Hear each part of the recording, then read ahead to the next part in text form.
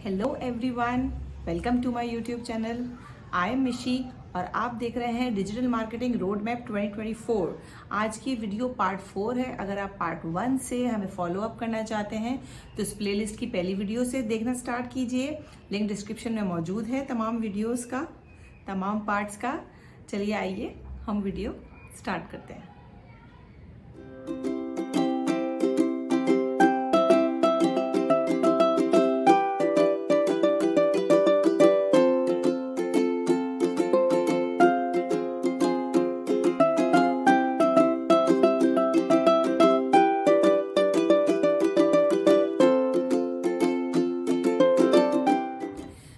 तो अब बात करते हैं हम डिजिटल मार्केटिंग के इस पार्ट की, जो कि है सेगमेंट्स।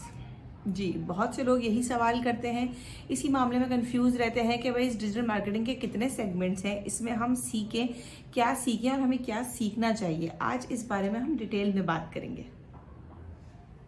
तो डिजिटल मार्केटिंग के जो ये सेगमेंट पार्ट है, इसे हम दो हिस्सों में डिवाइड कर देते हैं। एक हो जाता है प्राइमरी सेगमेंट और एक हो जाता है सपोर्टिव सेगमेंट। अब प्राइमरी सेगमेंट में क्या है? प्राइमरी सेगमेंट ये होता है कि जो डिजिटल मार्केटिंग में इम्पॉर्टेंट लगता है, जो हमें मस्ट सीखना ज़रूरी होता है, वो सब इस प्राइमरी सेगमेंट में आता है। और सपोर्टिव सेगमेंट इसलिए सीखना पड़ता है क्योंकि सपोर्टिव सेगमेंट हमें हेल्प करता है प्राइमरी सेगमेंट्स के सारे टास्क पूरा करने के लिए। जी, तो सबसे पहले हम बात करते हैं प्राइमरी सेगमेंट्स की। अब प्राइमरी सेगमेंट्स क्या होता है? प्राइमरी सेगमेंट्स में ऐसा क्या क्या होता है, हम ये समझते हैं। जी, तो सबसे पहले होता है SEO, it's mean search engine optimisation. अब सर्च इंजन ऑप्टिमाइजेशन क्या होता है, इसकी मैं आपको पहले ब्रीफ देती हूँ।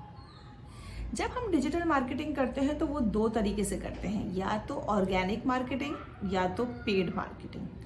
अब ऑर्गेनिक मार्केटिंग क्या होती है, इसे हम अच्छी तरह समझते हैं। ऑर्गेनिक मार्केटिंग का मतलब होता है कि आप अपने बिजनेस को मार्केट करो किसी को पैसे दिए बगैर, किसी कंपनी को पे किए बगैर। आप उस कंपनी के जरिए अपनी प्रोडक्ट की मार्केट करो। जैसे कि फर्ज करें आपने एक बिजनेस स्टार्ट किया है, आप उस बिजनेस की मार्केटिंग करना चाहते हो। आप इंस्टाग्राम पे जाते हो और एक रील बनाते हो, उस रील को अच्छे से अपने बिजनेस को डिस्क्राइब करते हो उस रील के अंदर, और फिर वो आप इंस्टाग्राम पे पोस्ट कर देते हो। यहाँ पे आपने इंस्टाग्राम को कुछ भी पे नहीं किया, तो यहाँ पे आप क्या कर रहे हो? यहाँ पे आप अपने बिजनेस को मार्केट कर रहे हो, मतलब एक रील की सूरत में मार्केट कर रहे हो।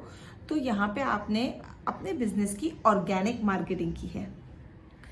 जी, तो दूसरे एंड पे हमारे पास होता है पेड मार्केटिंग, जिसमें हम अपनी कंपनी की, अपने बिजनेस की मार्केट करने के लिए हम किसी ना किसी प्लेटफॉर्म पे या किसी कंपनी को पे करते हैं कि वो हमारी मार्केट करे। जैसे कि गूगल एड्स हो गया, फेसबुक एड्स हो गया, इंस्टाग्राम एड्स हो गए, सोशल मीडिया एप्स हो गए, और थर्ड पार्टी एप्स भी होते हैं, वो हम आगे जाके समझेंगे।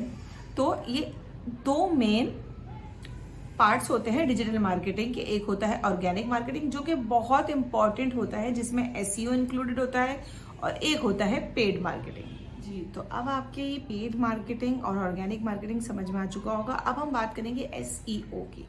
सर्च इंजन ऑप्टिमाइजेशन में क्या होता है कि हम अपनी कंपनी को या अपनी वेबसाइट को हम चाहते हैं कि वो हमारी टॉप पे रैंक करे। जैसे कि सर्च इंजन का ऑप्टिमाइजेशन का काम ये होता है कि जब आप सर्च इंजन में कुछ कीवर्ड्स डालें या कोई वर्ड्स लिख के आप सर्च करें, तो वो रेलेवेंट जो आपके सामने वेबसाइट्स आती हैं उसमें हमारी वेबसाइट सबसे पहले रैंक करे। जैसे कि फर्ज करें आपका बिजनेस है, आपका फर्नीचर का बिजनेस है, तो उस फर्नीचर के बिजनेस को लेकर आप क्या चाहेंगे कि अगर कोई गूगल पे आकर आप ऑनलाइन सेल कर रहे हो फर्नीचर के बिजनेस को, और अगर ऑनलाइन आके कोई वहाँ पे टाइप करता है कि where to get best sofa और ऑनलाइन बेड अवेलेबल, तो जो वेबसाइट्स रैंक होती हैं गूगल सर्च में, वो सबसे पहले ऊपर आपकी हों।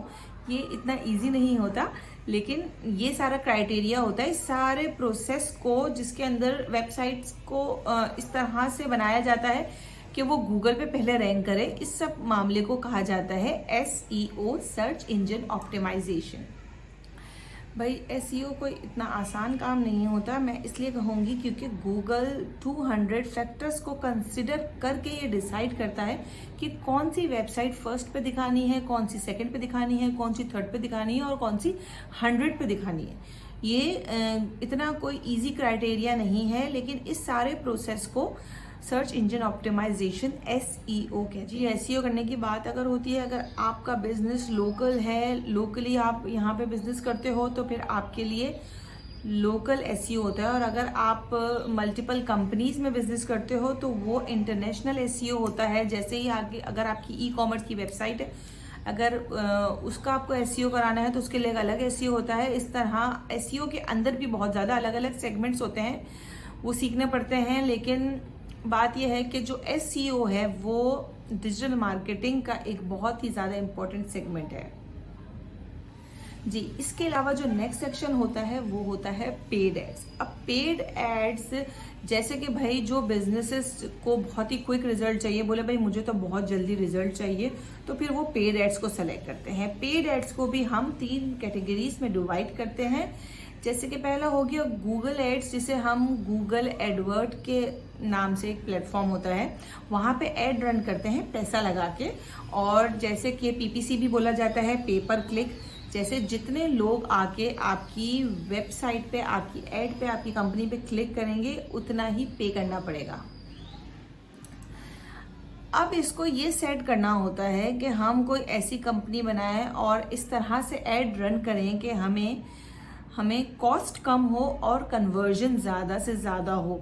अब जैसे कि सपोज कि आपको कोई क्लाइंट 10,000 पे कर रहा है आपके पेड एड्स चलाने के लिए, और उस पेड एड्स आप जो चला रहे हो उस पे उसको 5,000 प्रॉफिट या फ़ायदा हो रहा है, तो वो एड क्यों चलाएगा?